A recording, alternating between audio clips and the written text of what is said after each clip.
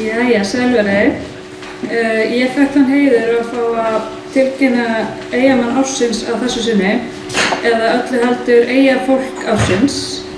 En hugsunin á bak við tilnefninguna að heiðra það fólk sem hefur lagt sitt á mörkum og verið áberandi í samfélaginu hér í Eyjum. Og það má með sanni segja að þessi tveir einstaklingar hafi gert það og meira til.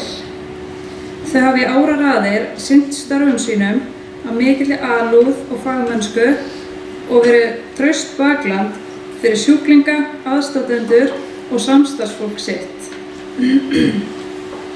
Þá hafa þau tekið virkan þátt í leik og störfum samfélagsins og gefið af sér á sviði íþrótta, kirkjunnar auk annarra félagsstarfa. Eyjafólk ársins 2025 þau Hjalti Kristjánsson læknir og Vera Dögg Einarsdóttir hjúkrunarfræðingur og vil ég biðja þau að koma hingað og taka við viðurkenningunni.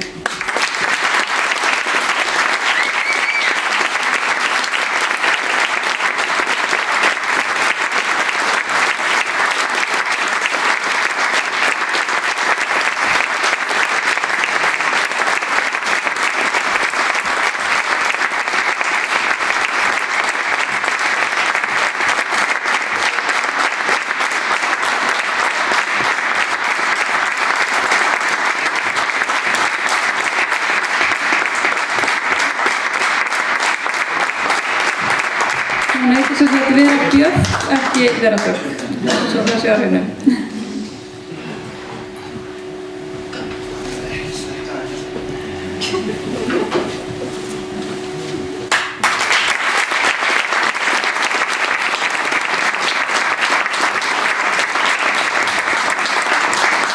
Mig langar að þakka fyrir okkur hjónin.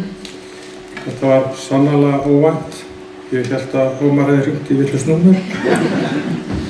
En ég langaði bara að segja ykkur örstutt, smá rómantík, að þegar ég var krakki í Keflavík, eða ég var náttúrulega unglingur reyndar, þá hlustaði ég endalaust á fólk að hæla pabba mínum sem var skurðlæknir á staðnum.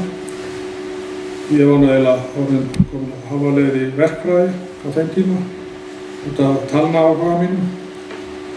En ég fór sömu leið og pabbi, nema ég var ekki skurðlæknir og ég var að hugsa þegar Ómar talaði þetta að hvarflaði aldrei að mér að ég myndi einhvern veginn seinna vera í svipuðum sporum á pabbi sem fékk, og pabbi og mamma mín líka, fengu því líka heiðurs viðurkenningu þegar þau hættu að starfa.